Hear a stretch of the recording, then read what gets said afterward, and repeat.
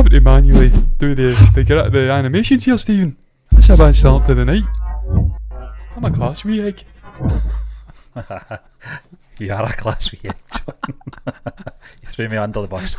Welcome on in, folks. Welcome to Movie News Live. You know why I had to do it manually? Because I hadn't mapped the macro to it. Because I'm still getting used to this dual screen opener. Because a dummy battery's broken. Let's do that again.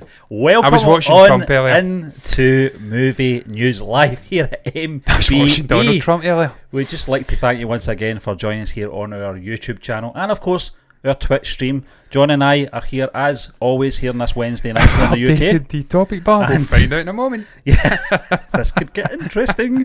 But we are talking about Florence Pugh, John, as you can see from our thumbnail, and we're talking about Dune 2. Didn't Hello. do that. I didn't update Hello. that screen. That's so okay. that screen is not going to be used. Well, listen, if people are paying attention, they'll know what we're talking about. They don't need a graphic to tell them that. So pay attention, folks. We're I'll here short it for the next 30 minutes or so. So we're not here too long because I'll we've short only it got three out very topics. quickly. I'll tell you how I'll short it out, Stephen. Well, John, I'll read this this bit of article anyway coming in from the Screen Rant. Absolutely. About Florence Pugh's Dune 2 casting and how it would be perfect. Thanks to Timothy Chalamet. Shalom. She's obviously worked on Little Women a few years ago, John. Yeah. I didn't see the film. I seen one of the versions, maybe. You seen the older version, didn't you? I think it was maybe the mid-90s. There we go. Late 90s, can't remember. Magic. But Florence Pugh is in talks to join the cast of Denis Villeneuve's Dune 2, and her history with Timothy Chalamet makes her a perfect choice. Now, I'm not reading the whole article or anything like that, and I know because we're using one camera just now, John, it's a little bit more tricky. Well, I mean, for it us isn't. I'll tell you right now, you're on the screen. There you go. Well, that's not too bad. You It's look not too bad. incredibly fucking short, though. Look at the gap between me and that. Doesn't matter. It does. I'll sort it out. I don't have height issues, so I'm okay. Stephen's 6 foot. Listen, it's believed that Florence Pugh is in talks to join Dune Part 2 as Princess Irulan, I want to say, and her casting. That's not the fucking topic we're speaking about, but would be perfect. It would be a perfect one thanks to Timothy Chalamet. Denis Villeneuve's Dune brought Frank Herbert's sci-fi novel to the big screen in 2021, complete with an all-star cast led by Timothy Chalamet's Paul Atreides. While Dune introduced a large cast of characters, Irulan was not one of them, although it is thought to be a role that MCU star Florence Pugh is in talks to play. John, it's been a couple of days this story's been sort of carrying forward on social media, and I just thought it's probably the right time to bring this up as it starts to gain some traction. We've talked about just before we came on air, after watching part 1, some of the big names that will not be coming into part 2 just due to their characters' deaths. So it makes sense to get another sort of big player coming into part 2. We know, well, according to reports, that Zendaya's character, it's Shani. Yeah, is going to have a bigger role. Couldn't get any smaller in the second part, John. But it's interesting to see Florence Pugh. I think it's fair to say both of us are big fans of Pugh. We have been for a few years now, John. What was the film Malevolent. I'm glad you said that, because I think struggle you with that. can't actually say. But I enjoyed it. And, well, I didn't enjoy the film. I enjoyed her performance, I should say. And I think I mentioned that in the review. The film was okay, but Florence Pugh was excellent. Same again in The Last King of Scotland. Was that the film? Is that what it's called? Outlaw King, sorry. Yeah. Last King of Scotland. That was nothing to do with Scotland. Yeah, that was your Save the Dream. Save the Rebellion. Yeah. Forrest Whitaker. Yeah. Absolute mare. But listen. That was some failed African nation, wasn't it? State. Yeah, I'm talking about the Chris Pine one, though. Yeah, Outlaw King. Yeah, it was a fantastic film, John. I really enjoyed that. Who played the English ginger-haired queen? I can't Margot Robbie. Was it? I think so. Yeah, I think so. Was it? Yeah. Maybe not in Outlaw King. That's another one I'm thinking about. I think I'm thinking about Saoirse Ronan. Yeah. Just mixing movies up. Their film knowledge is incredible. It is, Stephen. It's so incredible that I've actually picked out another movie with a completely different set of queens from a completely different timeline. Mary Queen of Scots in Scotland. Yeah. I'm just a huge fan of Scottish history, clearly. It all blends in together. And of course, off of Clan Robertson. So actually directly linked to fuckers who were kicking about in kilts and killing people back then. And I know you are as well, Stephen. But Stephen, this is very interesting. Of course, Dune one of my all-time most anticipated. I'll rein that back. I'll rein that back there. I started with all-time, and my mind was like, this is almost like, because I've been watching Trump earlier, and this is how I envisage Trump to be, that he just dives into sayings. He just says something. The head is very much way behind the tongue. And then once he realises he said something, he has to go with it. And that's why he always does that stop-start. It's going to be brilliant. It's going to be brilliant. It's going to be beautiful. Beautiful. He kind of does that thing. And I think he just dives in. That's what I did there. One of my all-time. Then I'm like, fuck, I just said all-time. Where do I go with this now? Because it's certainly not one of my all-time favourite movies. But I really did enjoy it. And I enjoyed Denis Villeneuve's take. In fact, I'd go so far as to say it may not even be my favourite Denis Villeneuve movie. But it was a fantastic watch. I went to the theatre, of course, watched it with a humongous bag of popcorn, as I like to consume when I watch huge blockbuster movies like this. And Stephen, it was a very complex and ambitious movie to take on. Of course, it broke many a director before even thinking about it. They says it was the unadaptable movie. He took it on, he had that real passion for it, and I thought that first act of this two-part story, whatever you want to call it, was an incredible watch in the theatre. John, it was one of those unique films during the pandemic as well, where the director and the studio had to make that decision, at that point about streaming, platforms and stuff like that. And I'm so glad we got to see this in the cinema, because it's been out on digital download and DVD and Blu-ray for the last month, I want to say. Yeah. I've not got it.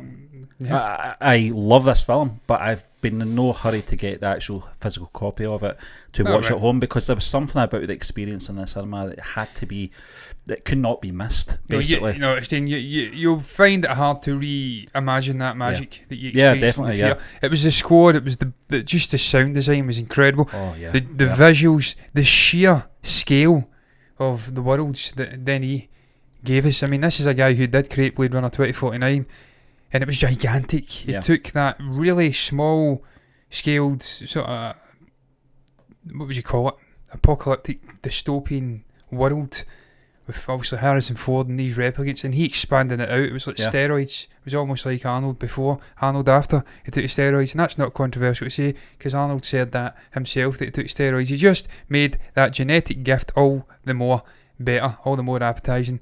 To I'm sure people from both sides of sex divide. I don't know where I'm going with this. Needless to say, he took that expansive world. This is a guy who had previous for it, and he seemed to fucking just hit the ball out of the park and do it on an even bigger scale with this movie, Dune. Where am I going with this? Why was I even talking about the original? The whole pretext of my enjoyment of that movie is that I enjoyed it so much that I really give this guy free will as a fan, as a consumer of his content, to do whatever the fuck he wants in this second movie. If he wants to make Shanna, whatever her name is, Chennai, I don't know what her name is, I forgot about it. I mean, it was how many months back now? 3, 4? I've kind of forgotten it already. It was, I think it was Shanna. It was October, wasn't it? Was it last Shanna? Year, yeah. Shanna. You said it at the start, and I forgot that already as well. That's concerning. But if he wants to make her the lead in this movie, by all accounts, she is going to take on a real meaty role in this. All for it. It's his creative choice as the director to do what he wants. If he wants to go and cast Florence Pugh as this queen figure, again, such as was my enjoyment of that first movie, I will give him, as a consumer, my absolute fucking seal of approval. Not that my seal of approval has any sway at all over at HBO Max or Warner Bros, whoever it is who's in charge of the green lighting of all content over there, because sometimes it seems to muddy. You think it would be Warner Brothers, but it seems to be the streaming service that wears the pants in that relationship, if that's even allowed to be said now, incidentally. You never know these days. Stephen, Florence Pugh, I don't know much about the character. You did bring it up, but I think you've got the name there potentially as a queen figure. Yeah, she's. I think she marries Paul or something. Does like she that. marry Paul? I think something like that. I was reading part of it. Do you know something? I'll look for that just now. What, John, Shanna? I was going to ask you in terms of Florence Pugh. Where do you place her in her career at the moment? Do you think she's reached that peak moment yet? No, do you think she's still got more to come from her? Stephen, we were speaking about it before we come on. Potentially plays future wife there, yeah. Future wife, really? Yeah. Really? Because I just assumed that the chemistry between Zendaya and Timothée Chalamet in that movie there, the building of this relationship, him seeing tantalising glimpses of her through these premonitions, I thought it was pointing to her being the sort of love interest. Maybe something terrible befalls her. Stephen, I was going to say it before you come in and ask me that question. Went in there and done some rewrites. He doesn't want Chalamet anywhere near. I mean, Tom admittedly came out and says he's got some slight gripes with his height, and he said some issues. He's maybe slipping a lift in there, and he has to stand next to Zendaya, who's 5'10". Yeah, he's about 5'7". He claims 5'8". I'm not fucking buying it. And he obviously looks quite short next to her, so maybe you're right. He's maybe Tom Holland sneaked into that creative processing for that second movie and thought, am I fuck allowing Chalamet, this 6 foot fucking Batman jawed actor who seems to have everything, I'm not allowing him to act alongside my girl. Yeah. My girl. But yeah, Stephen, how's that going? I was going to say something, man. Yeah. Peak. Yeah, the peak. Before that, though, I was going to say something. Yeah, I've always said, I'll get to the question. I've always said that I've admitted I've only read about a third of that book. It was a painful experience for me. And of course, Gianni was on, and he broke down his top 10 movies of last year. He admitted that he had reread that book so many times that the binding was nearly falling apart. Yeah. And we had that conversation then. I'm more of a Tolkien man. We all have writers that we connect with whose writing style just hits it off. For me, Frank Herbert, as great as the world is, as rich as the mythology is that he's created, as generational as that story is handing it down, it never really connected with me on sort of written down reading form. And that's why I was so excited for this movie, to see it adapted, and hopefully adapted well with Denis Villeneuve, and how I would then be able to connect with that story and see it through at the bitter end. Yeah. So with that in mind, I wasn't aware of this Queen character. I wasn't aware of the race she's from. I wasn't aware of her connections with Paul Atreides. Yeah. Atreides, because I get that wrong as well. It's funny that how you pronounce things wrong in your mind's eye when you're reading, then someone corrects you. Paul Dano, yeah. But yeah, Stephen, the question, I just thought I'd find that in there. That's the context. I don't know much about the character Florence is going to be playing, because I'm not a huge novel fan of Frank Herbert's work, so I can't say I've sat and read it book to book, back to back, page to page, whatever you want to call it. So it'll be interesting to see how they take that character. In terms of that question you asked me, Stephen, do I think she's at a peak? I don't think she's anywhere near a peak. She's still only just turned 27. We're talking about her age, but we're talking about the movie she's in. She only goes back to 2014. Yeah. So she's only really had a career for 8 years. Yeah. And you look at the movie she's in, and it seems to be getting progressively better as time goes on. Obviously, at the start of her career, she was very, very young, but she's grown. She's worked with the likes of Ari Aster, Denis Villeneuve. She's worked on the likes of Little Women. She's worked with stellar casts. Yeah. And of course, she's worked with Timothée Chalamet before in Little Women. Yep. So they hint at that in that article. That could be a sign of magic to come. Stephen, I don't really care if she had worked with him before or not. She's such a good actor that I think she'll slide in there and she'll do something magical in that setting. We've seen the cast talking about it. They were absolutely compelled. They were riveted by this guy's directing, his passion, the blood, sweat and tears, the entire production we're putting into the movie. It rubbed off on them. They couldn't wait to get back on for the second one. They were praying it was going to happen. She'll just slide into that mentality. She's a hard-working actor. She'll get into it. She's nowhere near a peak. The best is still to come from this actor. Absolutely. Can't wait, John. I thoroughly enjoyed that first part. Can't wait to see what they do in the second part. But a few years to come before we see that. But sadly, it is, yeah. Before we do get to see it. Before we move on to the next topic, if anyone's actually tuning in at any point, whether it's live or playback, and they're thinking, what are you guys doing? Big news broke earlier on, maybe an hour ago, 2 hours ago, when this is live. I did say it, about Steve. the Obi-Wan Kenobi.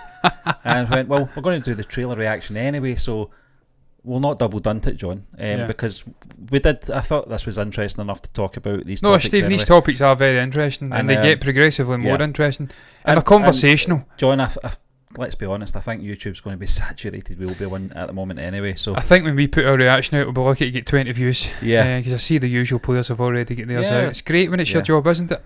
Exactly, but we'll move on to our next topic. We're talking about Zoe Kravitz and her responding to Dark Knight Rises casting story controversy. I didn't know anything about this at the time, John. No.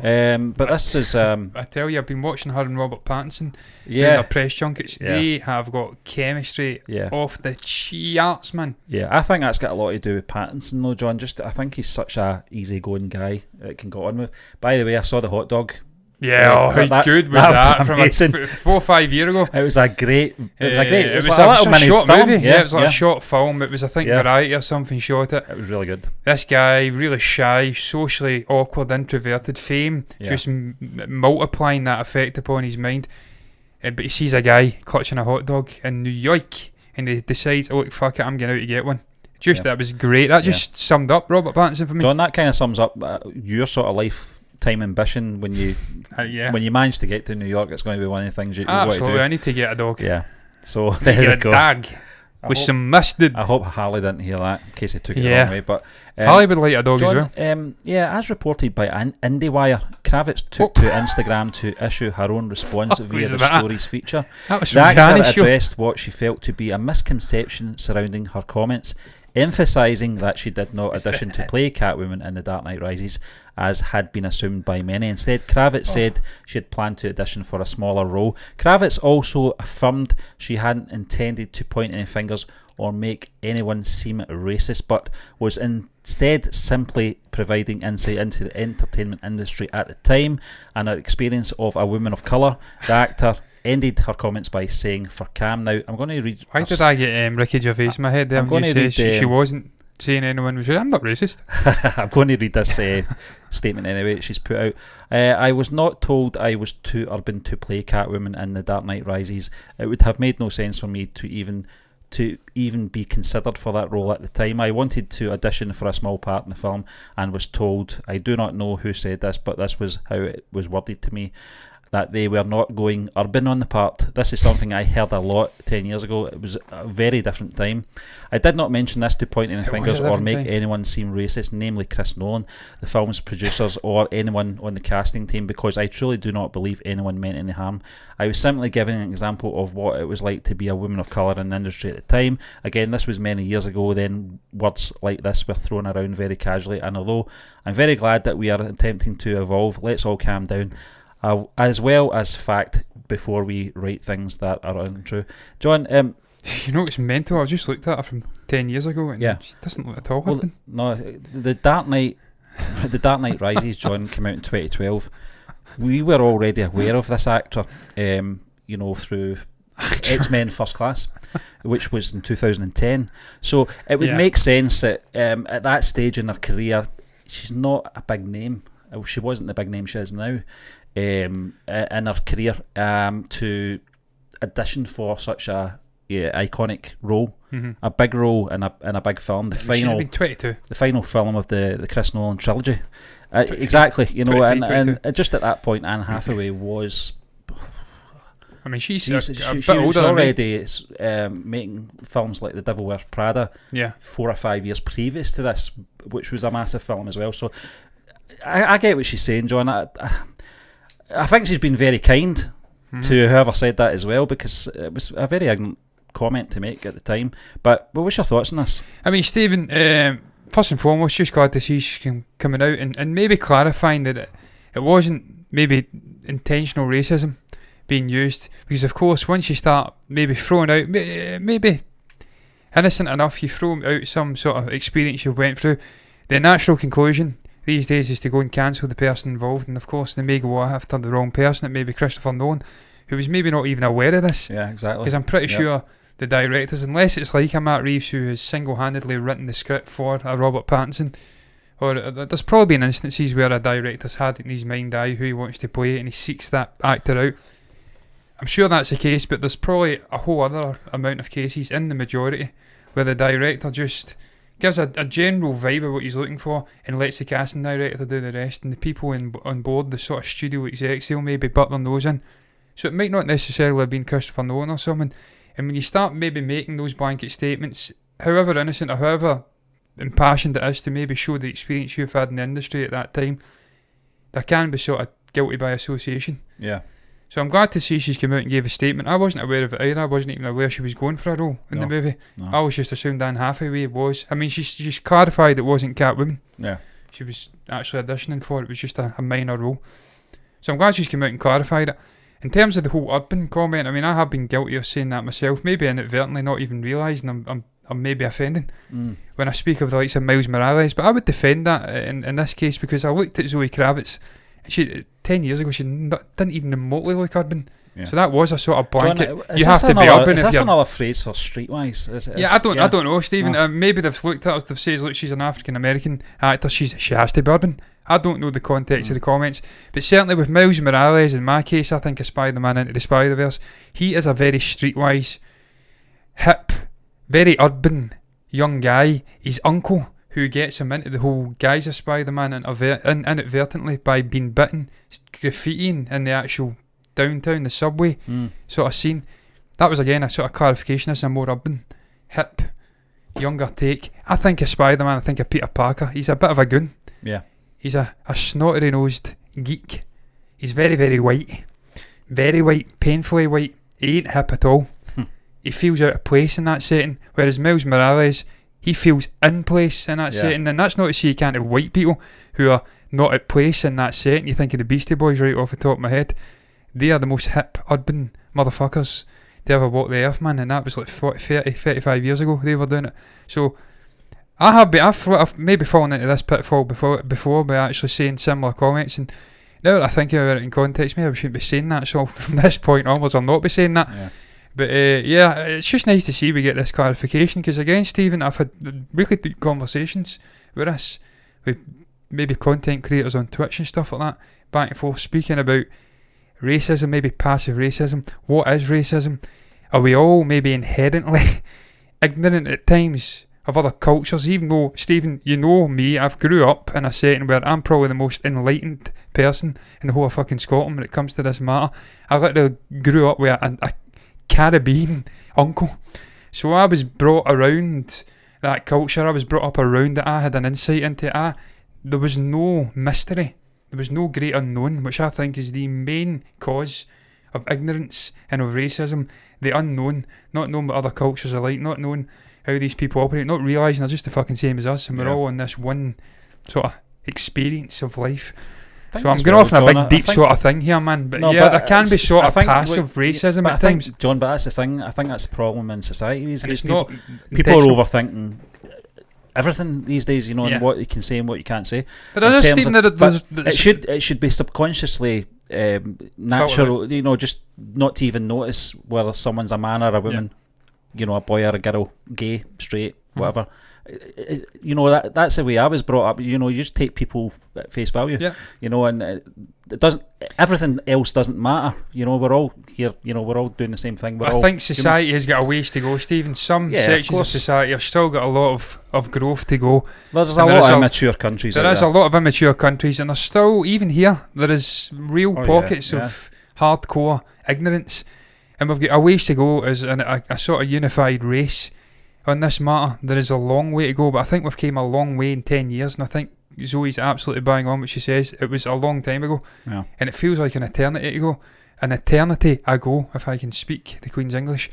Probably not the best person to speak about on this matter. But anyway, that's terrible what I said there. John, I'll say one thing, you know, just it kind of has got me thinking about Zoe Kravitz in terms of if she did audition for that role at the time, how she would have performed. You know, I don't know. I thought she was good in First Class, to be honest with you. She's one of the standout characters for me, you know, one of the bit part characters, I should say. You know, but that character stood out for me because of her performance. You can see, like Florence Pugh, has a good future ahead of her. In terms of her performance, obviously in the Batman, we've talked about it Monday night with Gianni. She was absolutely amazing, fantastic.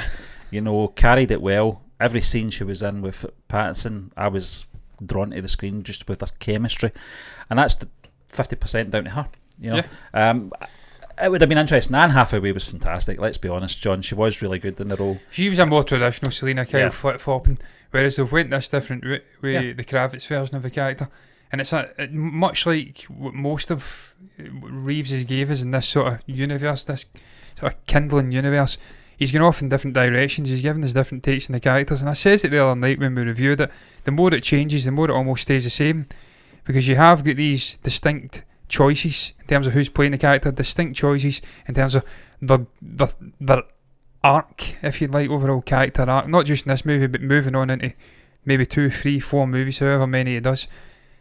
And it's just so interesting to see them putting their own stamp on it, where they got the potential inspiration from previous iterations, Yeah. and where they're putting their own little stamp on it. Zoe Kravitz certainly put her stamp on the character in terms of, I mentioned it the other night, and I don't want to keep bringing it up because it is a bit fucking weird, certainly in this climate, but there is a raw sexuality, a raw energy to the character, and I thought she certainly brought that in bucket loads. I know Pattinson mentioned she walks very well, so she did a lot of walking in this, and she done it well, and her performance was impassioned in places, and she seemed to have great chemistry with Batman. And as Gianni says, moving forward that could get very tasty indeed, because it's only that way when they have a joined purpose.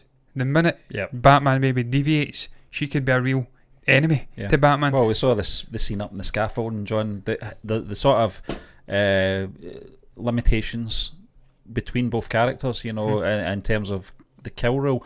She basically kicked the guy off the building, you know, and that's what I'd done, to be fair. Stepped away from it. But you're absolutely right, and I think Gianni nailed it as well on Monday. You know, the only reason that she's going to come back now is probably as a foe, which is good. You know, I think that's great. You know, and I think any way we can bring Kravitz back into that universe again in a different sort of angle, then I'm all for it. I think she will come back. I absolutely think she'll come back. But it I might think be the third film before we see that. Yeah, John. I think so, Steve, because I think the core sort of theme was Batman, Bruce Wayne try to clean up Gotham. They fought by taking out Falcone. That would be it, maybe. Naively take out the Riddler and the sort of rising corruption within that underbelly of society, but it didn't work. Yeah. They flooded Gotham out. There was a baptism for one character, but that corruption's still there, and that's why he ultimately has to remain. He can't go off with Selina Kyle. Well, that's it. So I think there's going the to be turn more in the character's perception as well in that last 10 minutes, John, from vengeance to hope was fantastic as well. I thought they wrote that perfectly, you know, and it was very easy to sort of get across to the audience and understand. I love the movie, man. It was fantastic, John. I can't wait to get back and see it. I just wish we could go and see it in IMAX, to be honest with you. Yeah, I wish we could as well, Steve, to the point where I may retrospectively bump it up to a 9 out of 10. The movie. I've got regrets over giving it an 8. I feel this movie's better than listen, an 8. You're the editor. You can get and overdub your voice if you want. That was a 9 out of 10. Yeah, movie for me. Yeah. John, you shocked me on Monday because 8.5 was harsh. It was harsh. You said it's a 10. It's a 10. And I know, I get, you know, you listen to obviously other people's point of views, and it does kind of sway you, and you start to see things that you might not have seen. Stephen, there's a degree of when you go to watch a movie for the first time of blind optimism. I even got it with fucking Last Jedi. You watch it, the experience of being there and watching the movie on the big screen, you're taken away with it, you're carried away with it, I should say, and that may cloud your judgment at times. But for me, it wasn't a 10 out of 10 movie for me, because there was little issues there. It wasn't perfection. Although on the same sort of saying that in the same sentence, I don't think I would change anything, much like Chris Stuckman. So maybe it is a fucking 10 out of 10 movie. I don't know. Ratings change depending on your mood. John, we're moving from one Zoe to the next, and it's Zoe Saldana this time. We're going to be talking about this coming in from Screen Rant. It's coming in for Zoe Saldana because she's the one doing the talking. She wants to make a Gamora MCU prequel movie. John, you've got a theory on this, and maybe something that's been let out. Well, I'll tell you why I've got a theory on it, because she was actually out speaking about the movie again in a separate article. And I'll get to it. John, we will get to it, but we'll just read this little comment anyway from her before we do that, because I think it's very interesting what you're saying. Zoe Saldana reveals interest in further exploring the childhood of Gamora in a prequel MCU. Well, you can't play it then. Movie that tackles, unless you're doing voiceover work, Thanos' genocide of our home pictures planet. of Robin Williams there for some reason, doing a little baby face on an adult face on a baby body. Zoe Saldana is a 5-year-old, but it's Zoe's adult head. I remember there was a music video, I think it was Delamitri did one like that. It was disturbing. There was a couple of movies in the 90s did that. Almost the reverse Beetlejuice thing. No, I'm not into that. But Saldana reveals that of all the characters she's played in her career, that one she's most interested in exploring the past of is Gamora. In an interview for Jake's Takes, she notes that the short depiction of her character's adoption by Thanos made her eager to explore a special scene, that history in greater detail. The virtual extinction of her species has left Gamora carrying a tremendous weight, Saldana says, and unpacking the further would be an exciting opportunity. And this is what she said: I would say Gamora, I feel like that taster of Gamora's childhood in Avengers Infinity War made me incredibly curious to know what that planet was like, what her species was like, because they were completely wiped out of existence, and because she carries such a big weight on herself, and to get to know why and where that comes from was really great. John, the only way I'm going to see this working is perhaps one of the MCU films taking place in the past, and we get to see the planet briefly. I don't think there's enough. No, there's not enough, to carry a whole film of this. I don't think that would interest people. That's just my opinion, though. Well, I mean, Steve, the next paragraph there, the suggestion that may even happen in the next Guardians of the Galaxy movie, where they may actually explore it via flashbacks within that movie. That would make sense. But I'm with you, Steve. I don't think the character itself, as good as it is and as incredible as Zoe Saldana is, she's been in multiple huge box office sort of grossing franchises. I think of Star Trek, I think of Avatar. I think of this, she's been in the MCU. She's an established actor, and you know what you're getting in terms of performance out of her. But I don't think the character on its own is compelling enough or big enough to have its own spin-off movie. I just don't think so. If we struggled to give us a Black Widow movie for over a decade, and that was arguably a more compelling and bigger name character than Gamora, I just don't see how we get this movie ever happening. John, you mentioned Black Widow there, and the only way she was coming back was... And that's what brought me to it, Steve, and there was sort of echoes of Black Widow, where she wanted her own standalone movie. She wanted to explore that tortured sort of origin story where she comes out of clearly the Soviet Union. It's clearly the fucking Soviet Union. I don't think they call it the Soviet Union. Though? Yes, clearly. Fucking torture with it so much she just doesn't want you to speak like that. But it's alright. Her stepsister certainly gives us enough of that accent. More than enough of that accent. And look, as I says, I like Florence Pugh. I think she's a great actor, but that accent is fucking annoying, man. It really is. But yeah, Steve, there's echoes of that. Yes, Russia. You can't say Russia now, can you? That's fucking almost Rastafarian. This is what happens when you do accents. Try to do a Geordie accent, turn into a Jamaican. You just gotta stay away from accents for that reason. But Stephen, I mean, there's echoes of that for me. The Black Widow story, her character, obviously the desire for Scarlett Johansson to have that movie and having to wait until the character died tragically to then get back in on Earth and process what happened in its own standalone movie. I see this happening here. And I'll tell you why I see it happening. If it is going to happen, if we're going to get that spin-off movie and it isn't going to be explored in Guardians of the Galaxy Volume 3, why aye man, I'm doing Geordie again. Why aye man, welcome in. I can't do it. Hello, welcome in. It's been that kind of show tonight. Absolute balls to the wall. John, do you know what it is? We're sharing a camera and we're not used to that. No, Stephen, I think it's a drink, and what's my excuse? I'm drinking water. I'm on less than 6 hours sleep, so I'm fucking delirious, and I've added alcohol to it, so it's not a good combination. What was I saying? The echoes of that. Obviously, that's the only way I can see it happening for me. If she and the actress herself, Saldana, said that it is bittersweet. This movie, it has a bittersweet conclusion. So, and I don't know how the fuck she knows that, because the movie's not even finished yet. It's not even been shot yet. They're working on it, I think, at the moment in terms of pre-production. But clearly she's read the script. She knows the general direction it's going. So unless it changes dramatically, that's what we're getting. That could hint, Stephen, the character dies. But she's already done that. That's why I'm saying she dies. What more can you do with the character, Stephen? You can't do much, John. But to be fair to Zoe Saldana, she is actually talking about more the sort of society within the planet and that kind of thing, But the planet's kind of wiped out, isn't it? Half of the planet get destroyed. I'm of that ilk that, very much like the Solo Star Wars movie that is, that sometimes too much is not good. I like things being left as they are in terms of, I think we get the point that what Thanos did in that very brief scene that we saw in Infinity War. I don't want to see that stretched out over a film, because I don't think it's interesting enough. I think they bullet pointed it in that movie, and it covered it all. It covered everything that it was set out to be. I honestly don't know. Is it interesting enough to see a whole planet of a species?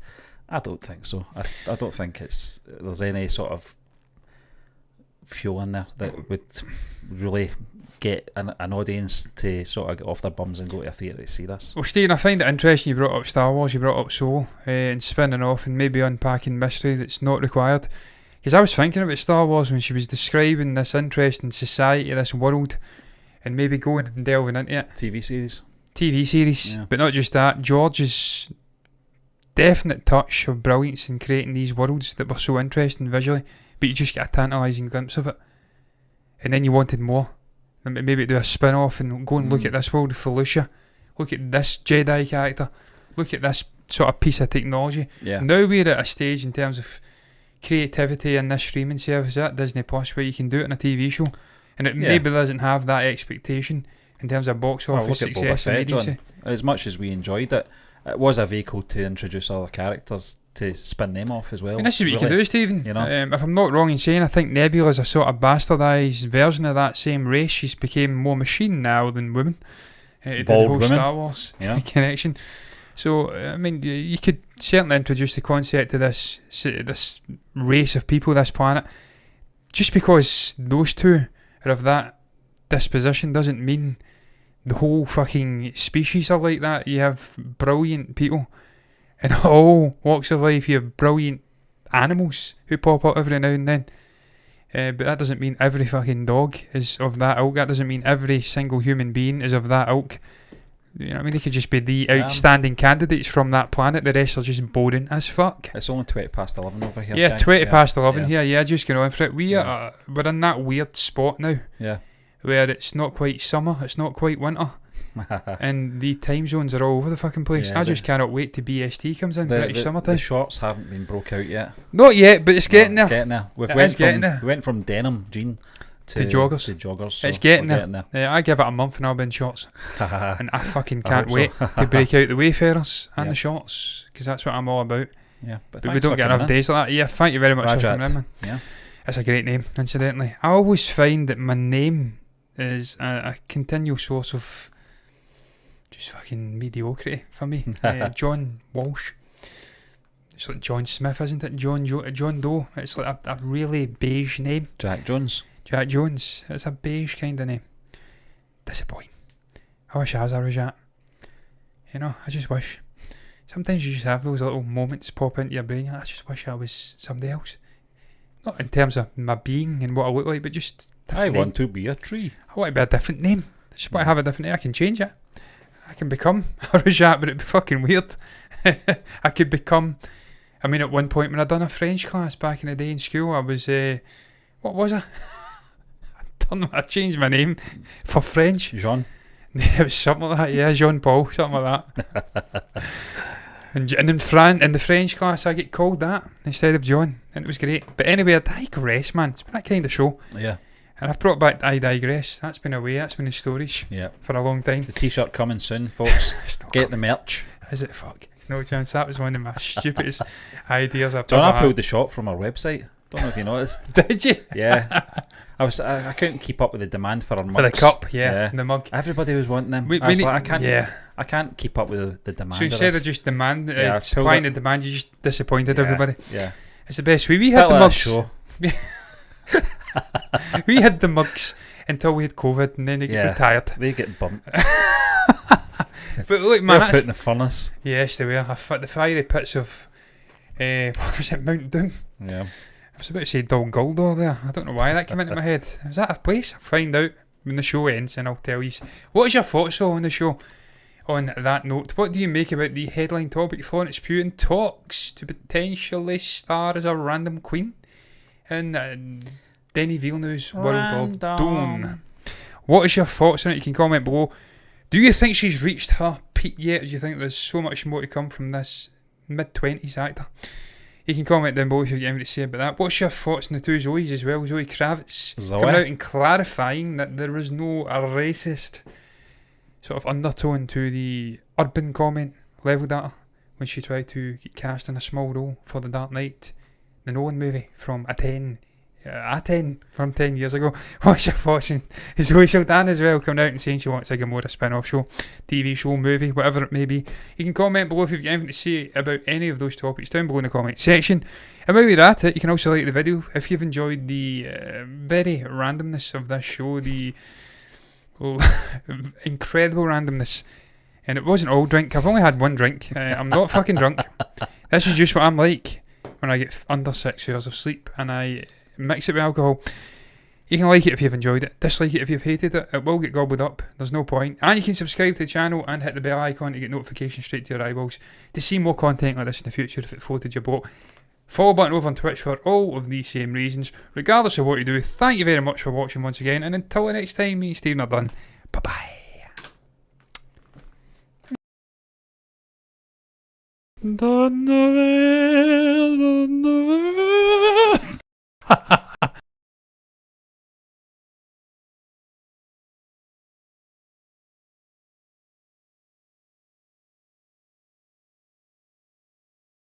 Door, just for your information, I says I'd come back, and I have, was Saruman, it was Sauron, the Dark Lord, his humble abode in the Forest of Muckwood, before the events of the Lord of the Rings. During The Hobbit, Gandalf went and cast him out from Dol Guldur. So there you go, there's your little bit of Tolkien knowledge for today. And on that note, bye everybody.